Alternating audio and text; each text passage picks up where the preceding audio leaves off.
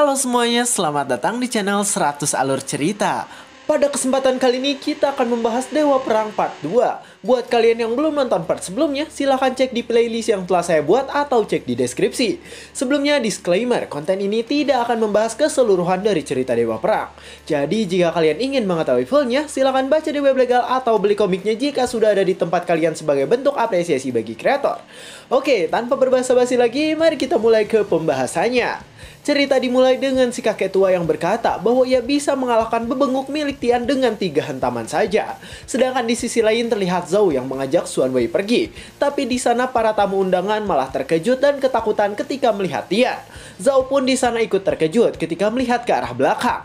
Di sana wajahnya seakan mengatakan bahwa ia tidak percaya dengan apa yang ia lihat saat ini.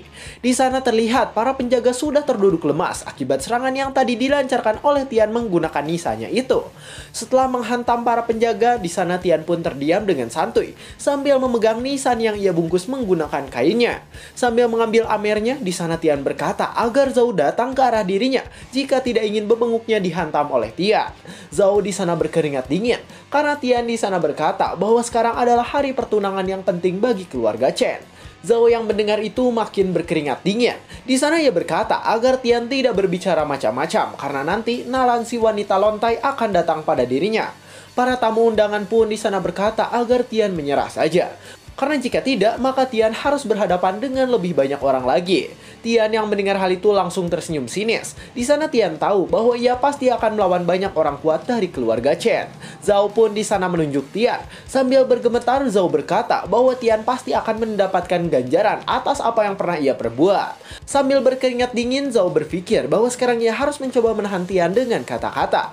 Karena dengan begitu, Tian tidak akan menghajarnya hingga keluarga Chen muncul. Tapi di sana tiba-tiba Tian melemparkan nisan yang telah ia bungkus dengan kain ke arah Zhao yang sekarang ada di depannya. Zhao dan Xuan Wei di sana terkejut karena ternyata benda yang dilemparkan oleh Tian sangatlah berat hingga menyebabkan hantaman yang luar biasa. Zhao di sana terjatuh dan Xuan Wei pun langsung membantu Zhao agar Zhao bisa berdiri kembali. Namun ternyata itu semua percuma. Di sana Tian berkata bahwa sekarang ia akan menghabisi Zhao karena Zhao pernah mengancam Tian untuk dihabisi. Tubuh Zhao semakin bergetar. Di sana ia takut dengan kekuatan Tian yang bisa menghantam bebenguknya hingga hancur.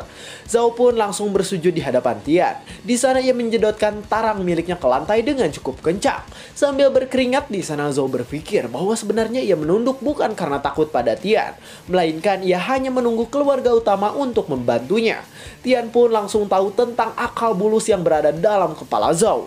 Di sana Tian langsung menginjakan kakinya di atas kepala Zhao. Zhao semakin ketakutan karena sekarang kaki Tian sudah berada di atas kepalanya dan sudah bersiap untuk menghantam babatoknya. Tiba-tiba di sana tuan muda keluarga Chen yang bernama Chen Shao datang bersama dengan si kakek tua sombong. Di sana Chen Shao berkata agar Tian berhenti. Xuan Wei pun langsung datang ke arahnya. Xuan Wei di sana mengadu. Ia berkata bahwa Tian adalah pria jahat yang sombong dan keterlaluan. Sambil mendekat ke arah Chen Shao, di sana Xuan Wei berkata bahwa sekarang Tian akan menghabisi Zhao. Jadi di sana Xuan Wei meminta Chen Shao untuk membantunya. Tapi di sana terlihat Zhao malah mengancam Tian. Ia berkata agar Tian minta maaf karena jika tidak maka keluarga Chen pasti akan menghajar Tian yang sekarang bertingkah. Tanpa basa-basi di sana Tian langsung menghantam bebenguk milik Zhao dengan sangat kencang dan juga kuat. Nyawa Zhao pun di sana pergi ke dunia lain dan sekarang babatok miliknya telah hancur akibat tincakan milik Tian yang sangat kencang. Tian di sana berjalan di sebelah Zhao yang sekarang sudah tidak memiliki kepala lagi. Lalu sambil merapihkan lengan bajunya, Tian bertanya pada Chen Shao. Ia bertanya apakah tadi Chen Shao mengatakan sesuatu pada dirinya. Chen Shao yang mendengar hal itu dari Tian langsung ketakutan. Ia takut karena tadi ia melihat Tian yang telah menghabisi Zhao dengan mengerikan. Saat Chen Shao ketakutan, tiba-tiba di sana si kakek tua bergerak ke arah dirinya. Dan kakek tua itu langsung merangkul Chen Shao agar Chen Shao tidak ketakutan. Chen Shao di sana menggelengkan kepalanya ketika melihat Tian. Di sana ia berkeringat dingin karena sangat takut pada Tian. Orang-orang yang ada di sana langsung bingung. Di sana mereka bingung karena sekarang Chen Shao terlihat ketakutan. Padahal biasanya Chen Shao adalah orang yang santai. Si kakek tua pun di sana menenangkan Chen Shao dan ia memerintahkan Chen Shao untuk untuk duduk saja, karena sekarang ialah yang akan mengurus Tian. Si kakek tua mengeluarkan aura mengerikan. Di sana ia berkata bahwa Tian sepertinya bisa menerima 10 serangan darinya dan bukan 3 serangan saja. Para kroco di sana berkata bahwa 10 serangan dari si kakek tua pastilah mengerikan, karena kekuatan dari kakek itu sangatlah tidak ngotak. Sambil memegang janggutnya, si kakek berkata bahwa ia memberi Tian kesempatan. Ia berkata jika Tian berhasil menahan 10 serangan darinya, maka Tian akan dibebaskan oleh dirinya.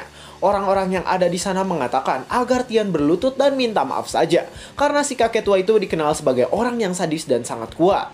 Sedangkan Tian sendiri di sana terlihat santuy. Ia bertanya apakah si kakek tua itu bernama Morgan, dan apakah ia yang menyuruh orang-orang untuk mencuri-coret makam ibunya Tian. Si kakek tua yang bernama Morgan itu langsung terkejut dengan ucapan yang dilontarkan oleh Tian pada dirinya.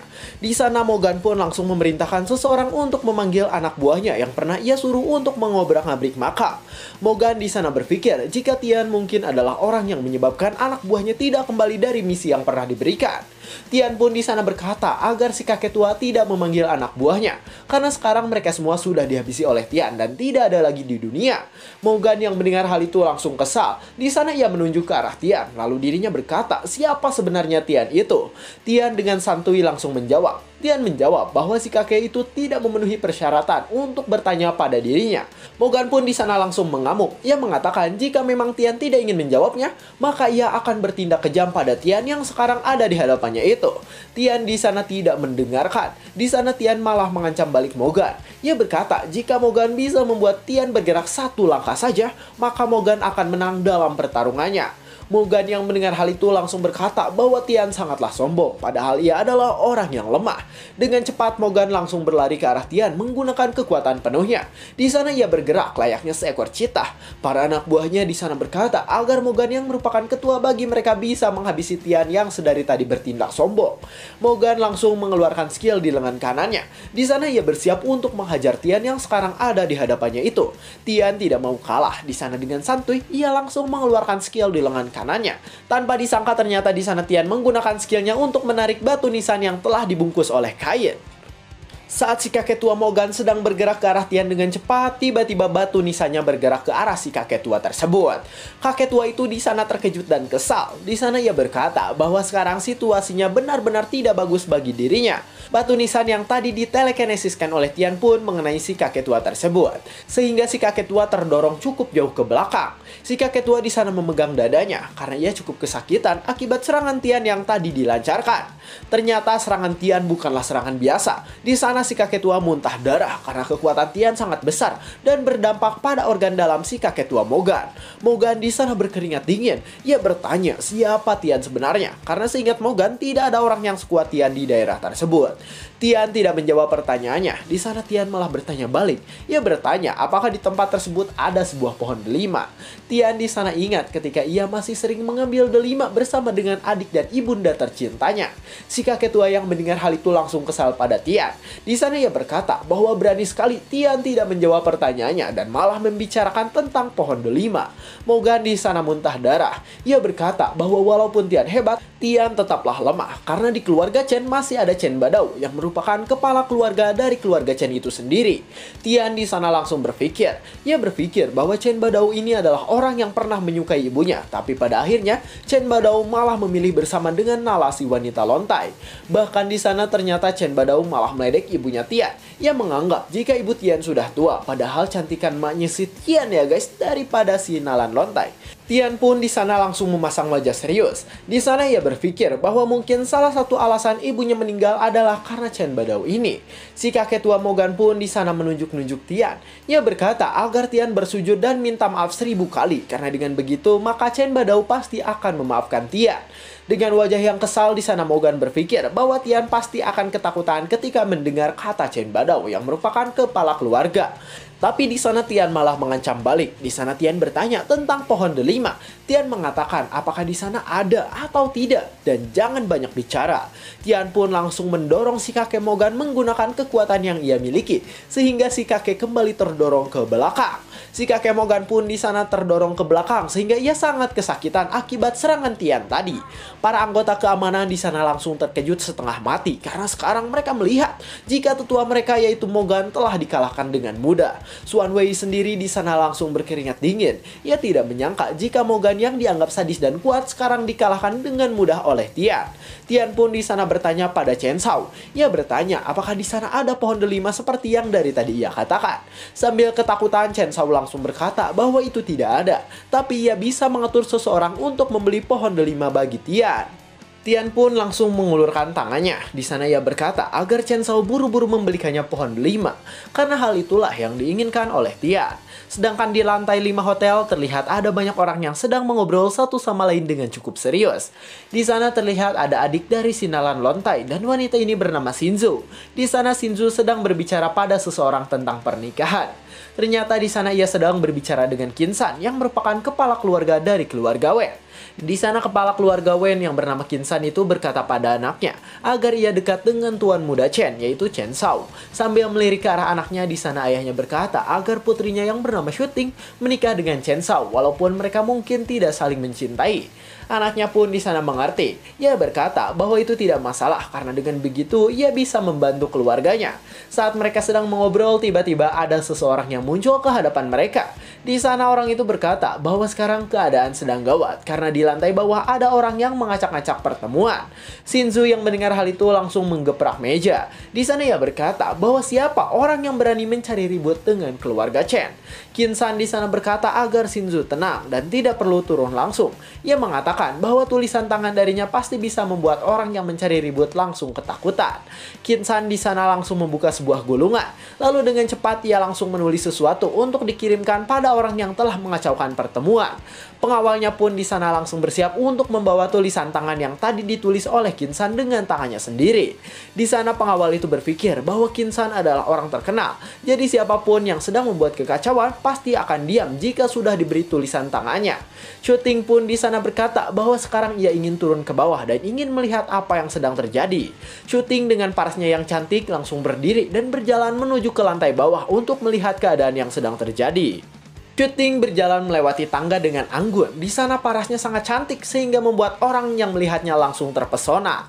Orang-orang di lantai bawah langsung berisik. Di sana mereka berkata bahwa Shuting sangatlah cantik sehingga mereka rela mati asalkan bisa mendapatkan Shuting. Shuting sendiri di sana malah terlihat kebingungan. Di sana ia bingung dengan siapa orang yang berani membuat kekacauan di dalam keluarga Chen. Ternyata orang yang membuat kekacauan adalah Tian yang sekarang sedang ngecil sambil menikmati Amer di lengan kanannya. Shuting di sana langsung ingat bahwa Tian adalah orang yang selama ini dia cari kemana-mana.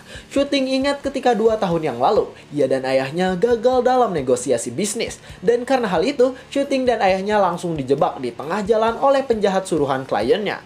Ayahnya Shuting di sana menahan mereka sekuat tenaga, tapi sayang Shuting pun di sana tetap terkepung oleh para penjahat suruhan tersebut. Tapi di sana beruntung Tian datang, dan ternyata Tian datang pada Shuting setelah mengalahkan penjahat yang menyerang ayahnya. Selama bertahun-tahun Shuting pun jatuh cinta pada Tian. Tapi sayang, pada saat itu ia tidak tahu di mana Tian tinggal dan siapa sebenarnya Tian itu. Shuting di sana berlari menuju ke arah Tian, tapi di sana salah satu pengawal malah membantu membangunkan Chen Shao karena ia berpikir bahwa jika Shuting sekarang sedang datang pada Chen Shao. Chen Shao pun di sana langsung tersenyum. Ia berpikir bahwa Shuting selama ini dingin pada dirinya dan sekarang Shuting terlihat hangat dan ingin membuka hati pada dirinya. Chen Shao di sana langsung membentangkan badannya lalu bersiap untuk memeluk Shuting. Di sana Chen Shao berkata bahwa dirinya baik-baik saja dan sudah bersiap untuk pelukan hangat dengan Shuting. Namun Chen Shao di sana salah. Ternyata Shuting memeluk Tian yang berada di belakang dirinya. Shuting di sana berkata bahwa sudah lama sekali ia ingin bertemu dengan Tian. Orang-orang yang ada di sana langsung membicarakan hal tersebut. Di sana mereka tidak menyangka karena ternyata Chen Shao diselingkuhi di hadapannya langsung. Chen Shao pun di sana menangis kejer. Di sana ia sedih karena sekarang sepertinya keluarga Chen telah kehilangan muka. Shuting sendiri di sana bertanya-tanya apakah benar jika Tian adalah orang yang pernah menyelamatkannya. Tian sendiri di sana tidak menyangka karena ia bisa bertemu dengan teman masa kecilnya. Ia berpikir bahwa Shuting adalah teman masa kecil dari Tian ini. Terlihat saat kecil Shuting selalu melindungi Tian dan adiknya ketika ia tengah dibully oleh anak-anak lainnya. Shuting sendiri tidak mengenali Tian lagi karena Tian sudah beberapa kali ganti nama dan hal itu membuat Shuting tidak mengingat Tian kecil. Di sana Tian pun memperkenalkan dirinya kembali pada Shuting. Di sana ia berkata bahwa namanya adalah Zan Tian. Ya for your information aja, nama Tian kecil adalah Zan Wuqing. Shooting yang mendengar bahwa Tian bernama depan Zan langsung terkejut. Di sana ia berkata bahwa ia juga punya teman yang bernama depan Zan. Dengan wajah sedihnya di sana Shooting mengatakan bahwa ia sudah lama tidak bertemu dengan teman kecilnya yang dimana itu sebenarnya adalah Tian sendiri. Tian pun di sana membuat wajah manis. Lalu dengan santuy ia berkata bahwa suatu saat Shooting pasti akan bertemu dengan teman masa kecilnya lagi. Di lantai atas hotel sendiri terlihat beberapa orang masih mengobrol. Di sana mereka berkata bahwa sekarang di bawah hotel lebih tenang karena tidak ada keributan lagi. Mereka pun di sana mengatakan bahwa hal itu pasti karena mereka memiliki bela diri dari keluarga Chen dan itu juga berkat tulisan tangan dari ayah Shooting. Shinzo pun di sana minum bersama dengan Kinsan. Di sana Shinzo berkata bahwa ia tidak sabar untuk menikahkan putranya Chen Shou dengan Shooting. Orang-orang yang mendengar hal itu langsung senang. Di sana mereka berkata bahwa dengan pernikahan pasti akan banyak kehidupan makmur yang terjadi. Saat mereka sedang minum-minum, tiba-tiba seorang pengawal datang lagi. Di sana ia berkata bahwa di bawah sedang ada situasi yang cukup membingungkan. Ayah Shooting pun di sana berkata bahwa sekarang pasti sudah lebih baik karena dia telah memberikan tulisan tangannya yang berharga ratusan juta. Tapi di sana pengawalnya malah semakin ketakutan. Di sana sambil gugup pengawal itu berkata bahwa situasi sekarang sedang tidak menguntungkan karena Shooting sedang melakukan sesuatu. Di sana ayah Shooting pun santuy saja. Ia berkata bahwa Shooting wajar untuk bermesraan di depan umum karena sebentar lagi mereka berdua akan menikah. Shinzo pun di sana ikut senang. Ia berkata bahwa sekarang Shooting pasti sedang bermesraan dengan Chen Shou yang merupakan putra darinya. Tapi pengawal itu pun langsung memegang lengan ayah Shooting. Ia berkata agar Kinsan sekarang mengikuti dirinya saja. Kinsan pun di sana menurut. Mereka berdua di sana keluar dan langsung berjalan untuk melihat kejadian di lantai bawah. Kinsan di sana langsung terkejut karena Shooting ternyata di sana sedang berdua dengan orang lain dan bukan dengan Chen Shou. Di sana ia langsung berteriak. Ia bertanya dengan kencang tentang apa yang sebenarnya terjadi saat ini. Shinzo di sana bertanya mengapa ayah Shooting berteriak. Ia berkata apakah anaknya melakukan kesalahan sehingga ayahnya Shooting seperti itu. Di sana Shinzo pun melihat ke bawah bersama dengan Kinsan yang sekarang sedang memperhatikan kejadian di bawah. Di bawah terlihat Shooting sedang bersama dengan lelaki lain. Tetapi lelaki itu bukanlah Chen Shou yang merupakan anaknya. Dan Shooting malah berdekatan dengan Tian.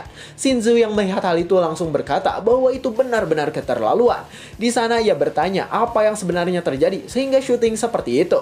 Shinzo bertanya pada ayah Shooting. Di sana ia bertanya tentang siapa sebenarnya Tian. Ia berkata bahwa Tian dan Shooting benar-benar menyebalkan. Kinsan di sana takut dan kebingungan. Dengan raut wajah yang gugup, di sana ia berkata bahwa ia juga bingung dengan apa yang terjadi saat ini. Dengan wajah yang cukup kesal, Shinzo berkata bahwa Shooting dan ayahnya telah mempermalukan keluarga Chen. Jadi setelah masalahnya selesai, mereka harus menjelaskan semuanya jika tidak ingin bermasalah dengan keluarga Chen itu sendiri. Ayah Shooting pun di sana berkata agar Sunzi tidak mengambil keputusan yang terburu-buru. Ia mengatakan agar Sunzi untuk chill dan tidak mengambil keputusan yang gegabah. Kinsan yang merupakan ayah Shooting langsung berjalan ke bawah. Di sana Kinsan berniat untuk melihat apa yang sebenarnya terjadi dengan Shooting. Dengan wajah yang cukup ketakutan, di sana Kinsan berteriak ke arah Shooting. Di sana ia bertanya apa yang sedang dilakukan oleh Shooting di tempat umum. Shooting pun di sana langsung menatap ke arah ayahnya. Shooting sendiri saat ini terlihat sedang bersama dengan Tian yang sekarang ada di sebelahnya. Shooting langsung mendorong Tian sedikit agar mereka tidak terlalu berdekatan di hadapan ayah Shooting. Shooting pun di sana mendatangi ayahnya yang terlihat ketakutan. Di sana Shooting mengatakan bahwa sekarang mereka sedang bertemu dengan penyelamat yang pernah menyelamatkan mereka 2 tahun yang lalu. Kinsan di sana menolak-nolak Tian dan sambil menunjuk ke arahnya ia langsung berkata bahwa Tian ternyata adalah penyelamat yang selama ini sering ia bicarakan. Kinsan langsung memegang lengan Tian. Ia berkata bahwa Tian adalah penyelamatnya dulu, jadi ia sangat berterima kasih pada Tian. Tapi di sana Kinsan bingung karena wajah Tian mirip dengan seseorang yang merupakan penjahat di beberapa daerah. Shooting pun langsung menjelaskan bahwa hal itu mungkin karena ada hubungan darah antara mereka dan hal itu bisa dibuktikan dengan nama depan mereka yang sama yaitu Zan. Zan Tian pun di sana menjelaskan bahwa orang dengan awalan Zan dan mirip dengannya ada banyak dan tidak hanya satu. Ya, padahal masih Tian sendiri cuma namanya ganti-ganti guys. Sedangkan di sisi lain terlihat Chen Shou yang merengek pada ibunya. Ia di sana berkata agar ibunya membantu ia yang harus menghadapi Tian. Chen Shou pun di sana datang ke arah Tian, Shooting, dan Kinsan. Di sana ia berjalan dengan santuy sambil berkata bahwa berani sekali mereka membuat masalah dengan keluarga Chen. Ia menunjuk-nunjuk Kinsan. Ia mengatakan bahwa anaknya Shooting adalah wanita yang tidak tahu malu. Karena Shooting telah berlutut pada keluarga Chen agar diterima, tapi Shooting malah membangkang dan berselingkuh dengan Tian. Kinsan yang mendengar hal itu langsung kesal. Di sana ia berkata bahwa berani sekali Shinzo mengatakan omong kosong seperti itu di hadapan dirinya. Dan cerita pun bersambung. Pelajaran yang bisa diambil dari cerita kali ini ialah agar kita tidak sombong. Karena jika kita sombong dan malah dihantam bebenguknya, maka kita akan tewas mengenaskan seperti si kakek Mogan yang tidak bisa mendaratkan satu pukulan pun pada tiang, tapi malah tewas sendiri dengan mengenaskan. Aduh, karunya pisan guys, aing mah. Pokoknya saya 100 alur cerita. Terima kasih telah menonton sampai akhir. Saya sangat berterima kasih. Jangan lupa like, comment, subscribe, dan share ke teman-temannya. Sampai jumpa di kesempatan berikutnya.